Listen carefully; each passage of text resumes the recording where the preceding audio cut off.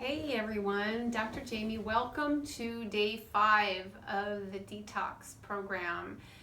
Congratulations. I always call day 5 kind of hump day because in the beginning it's like you're going uphill, getting used to everything, it's hard, and then you kind of get to day 3 and you're like going, oh, I don't really feel fabulous, and then you get to the top of the hill at about day 5, and from then it's just cruising, and you kind of fall into the whole mode of doing the cleanse. It gets easier and then you start feeling good, so you get motivated from that.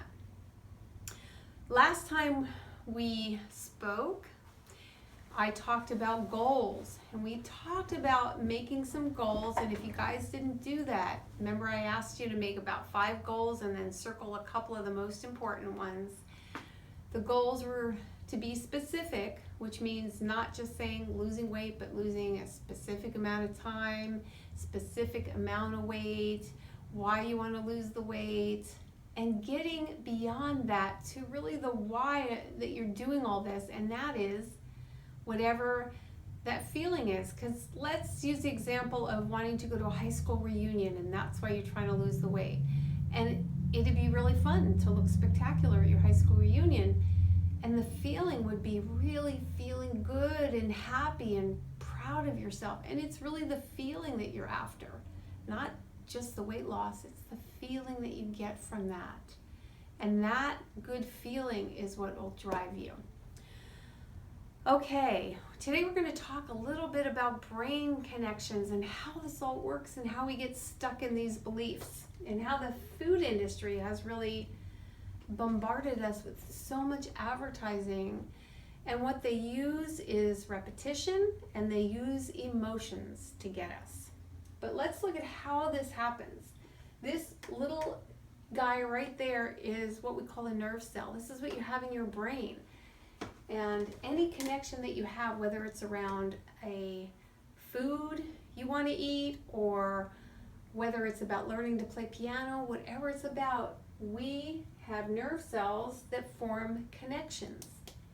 And habits are when we start having a lot of connections. So this little guy is going to connect to another guy.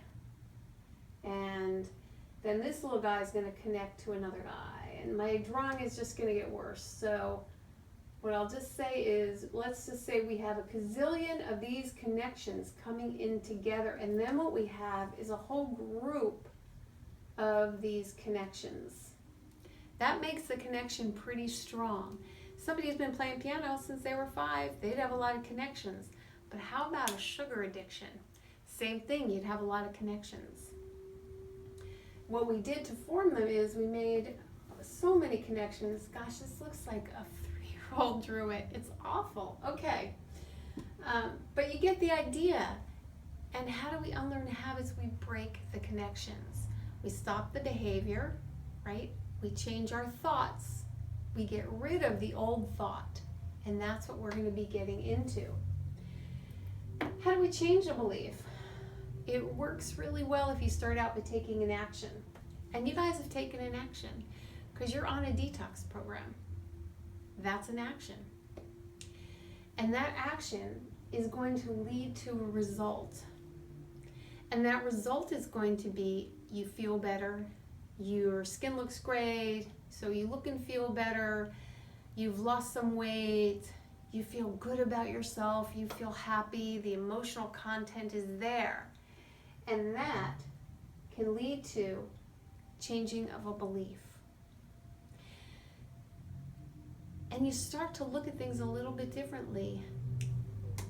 And beliefs actually start out on the surface or the conscious part of our brain, and then they go into the unconscious. And let's use having ice cream, for example. Let's say you sit down after dinner, you watch a little TV every night, and you sit there and you go, oh, it's time for ice cream, it's time for ice cream, it's time for ice cream. And you keep getting sort of like reminders. You might as well have something on your phone telling you, go get ice cream. Because your thinking brain has got a lot of connections related to, we have ice cream every night while we sit and watch TV. And so your brain's just telling you what it thinks you really want to do because you do it all the time. And then your unconscious which also has a memory, starts to feel uncomfortable because you're not doing it. So it starts trying to make you move. You start to feel a little edgy, uncomfortable, and that's really common. People tell me that all the time with food. So these are conscious and these are unconscious thoughts that make strong connections in the brain. When we change, we start an action, we get a result, we're changing our behavior, that starts to loosen that belief. Going back to the ice cream. And let's say you're on day 15 of a detox program, and all of a sudden you're going, you know what, I'm not thinking about that ice cream so much, because you're starting to cleave off these connections. And these connections will die off and recede. And then you add new connections. A new connection might be, well, I eat a banana every night while I'm watching TV. Or I go for a walk. Or whatever you do. But you form new habits. And that is what we're going to be getting into. But now you've changed a belief, haven't you? Because instead of your conscious, unconscious believing you need to have ice cream every night while you're watching TV, you're not believing that. And there's many different beliefs. Start to just play with that a little bit. Look at some of the ones that you have, like, this is too hard, or I can't do it, or it takes too much of my time, or eating healthy is boring, right? Because the food industry constantly shows us what a great time we're going to have if we eat junk food. Because that's what we see over and over in commercials, are happy people, families, bonding, having a good time eating junk. And as I said, they use emotions, big emotions about friends and family, and connection with people, and they use repetition by constantly seeing this over and over. We don't even realize it, but our unconscious is being fed that message. What I want you to do is be the advertiser in your own head and actually decide what you want to believe, rather than allowing that food industry to get in there and kind of mess with your head. So this is what we're going to be doing, and between result and belief, we're building a lot of momentum in a direction during this program, and that momentum is going to carry you forward. Now, to completely change a behavior, it takes a while. You're not going to finish the cleanse and never have a craving again in your life, but you're going to weaken them considerably, and then you're going to have the opportunity with the momentum that you gain to carry that forward. So homework is to write down some of your negative beliefs related to food. And you can just sit and ask yourself the questions, what negative beliefs do I have around food, and see what comes up for you. Or just watch throughout your day and see what comes up for you. Like, you're just preparing food, you're going, oh, this is so hard. We did an experiment once. We had food at home. It was actually a piece of meat and some potato and vegetable.